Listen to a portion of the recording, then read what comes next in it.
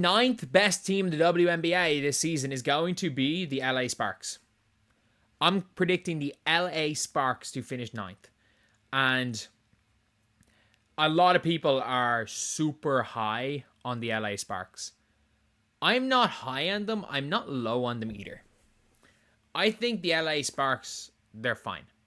They're fine. Obviously, Leah 2 King is already, they've gotten rid of her. But if you look at the LA Sparks roster, they're, like, I like Odyssey Sims.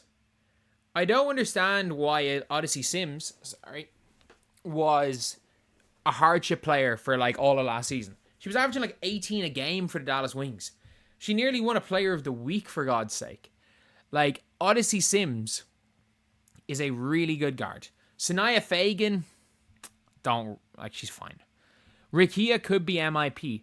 I think Dearica Hamby is going to have a down season. Like, not a crazy down season, not a bad season. I think just, we can't forget with Dearica Hamby. She started off last year averaging 20 and 10. Like, she was averaging 20 and 10. She led the WNBA in rebounds through about 10 games. And then post-Olympic break, she was a non-factor. She was an absolute non-factor post-Olympic break. So with that being said, like, I don't know what she's going to do. Honestly, they played one preseason game. So, haven't seen much of them. Plum looked disinterested. The idea of Ray Burrell is better than the player. I watched Unrivaled. Like, Ray Burrell, I just don't... The idea of a 6'2", relatively athletic three-point shooter is so much better than the player of Ray Burrell. The idea of Ray Burrell is better than the player. And there is upside there. We just haven't seen the upside. She's probably going to start this year, but we haven't seen the upside. Sarah Ashley Barker is going to be fine. Like, she's going to come in, hit a few shots, and play a bit of defense. And that's what Sarah Ashley Barker is going to do. That's what she was drafted for. And I think 9. I don't mind the pick at 9. I really don't. They hate, like, all the draft grades hated that pick. I don't mind it because this team needs something. This team needs something, and Sanaya Rivers wasn't on the board. I think they would have taken Sanaya Rivers if she was on the board because this team doesn't play much defense.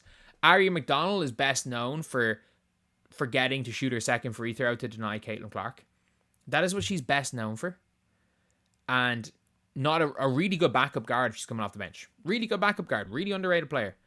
And Mercedes Russell, like, this just shows, like, some GMs need to just be fired. She's getting a near max contract. She's getting a near max contract to put up 4 points per game.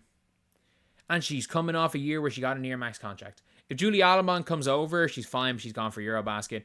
Cameron Brink, I don't know when Cameron Brink is coming back. Like, I don't know when she's coming back. Nobody does. There's a non-zero chance Cameron Brink doesn't play this season. Like, there's no direct timeline. They were like, maybe in July. Like, that's all I've heard is maybe in July from Cameron Brink. Like, there is a possibility that she does not come over at all. And if Cameron Brink does not come over at all, then... does not come over at all. Does not come back at all. Then, like... How good can this team be on the defensive end? Like, I'm trying to see articles on my phone. Cameron Brink injury update. They haven't announced anything. Nothing's been announced for her injury. And, like, we haven't seen any clips. Nobody knows. Since Unrivaled, we haven't seen anything from her. And I do like Azare. Like, Emma Cannon cannot make this team. She cannot make this team. But, like, I rate Azare as a center, I guess. I think Azare is pretty good. I think Azare genuinely can be a decent starting center. She's big. She's kind of mobile. She can shoot the ball a little bit. So, they're not bad.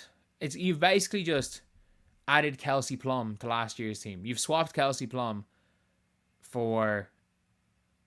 Like, they shouldn't have been that bad last year. You got Ozzy Sims back. You've added Kelsey Plum.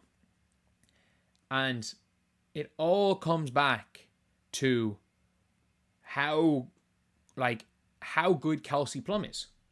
That's all that it comes down to, is how good Kelsey Plum is. Someone said they said mid-June. If Cam Brink comes back mid-June, I'm happy with 9. If Cam Brink doesn't come back at all this season, 9 would be very, very low. But it just comes down to how good Kelsey Plum is. If Kelsey Plum is as good as Kelsey Plum thinks she is, they could be okay. And that's one of the things that I would say is that we saw a lot of times last season where, like, the Aces were better with Angel Wilson off the floor and Kelsey Plum was their first option. Again, small sample size. Obviously, look, if you take Angel Wilson off the Aces, they're not great. But if you are, like, there is not argument, but there is validity to saying if Kelsey Plum has her own team, she can be an MVP candidate. There's enough sample size that it can be a theory. There's not enough sample size to say it for a fact. But if Kelsey Plum plays like an MVP candidate, they'll make the playoffs. But that's about it. That's probably the only way I can see the Storm really making it, because they don't have enough. They have who can play defense on this team. Hamby's mediocre. Forget Mercedes Russell. Cam Brink is going to literally have to anchor an entire defense by herself, because nobody else on his team plays defense. Let's be real. Nobody else in this team plays defense. And if you're looking, they start off the season with a Valkyries game in Golden State. That's not an easy win. The Valkyries are going to want to win that first game. That's not easy. Then they play the Valkyries again on May the 24th. After that, they don't have an easy game till the Wings. And they play the Valkyries again. They actually have a really easy start to the season. That is the one kind of positive, is that they might be a little bit like last year's Dream. A little bit like last year's Atlanta Dream, when they started off the season like 6-5. They had a relatively good start as far as who they were playing, and they started off like 6-5. And that's something that, like, this might happen to the Sparks, and the Sparks need to have a good start. They need to have a good start because they go through hell. Like, they really go through hell from the 10th of July to, realistically, there's a month spell from after the 10th of June till the 10th of July where they go through hell. The Aces, the Timberwolves, the Storm, or sorry, not the Timberwolves, the Lynx, the Storm, the Lynx again, the Sky twice, the Fever twice, the Liberty, and the Lynx 3 times. They play Lynx 3 times, the Sky twice, the Fever twice, and the Liberty, with the Storm and Aces in there. That is hell. That is an absolute hell run. And they got to be in and around 500 before that run, because they might win one game in that spell. They genuinely might win one game, and it would not surprise me. So I just don't think they have it in them to make the playoffs. I don't think they have enough firepower.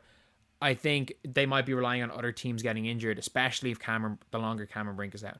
And also, you can't forget, Cameron Brink is not coming back into the team and immediately making a huge impact. It might take her a month to be good. So, yeah, I think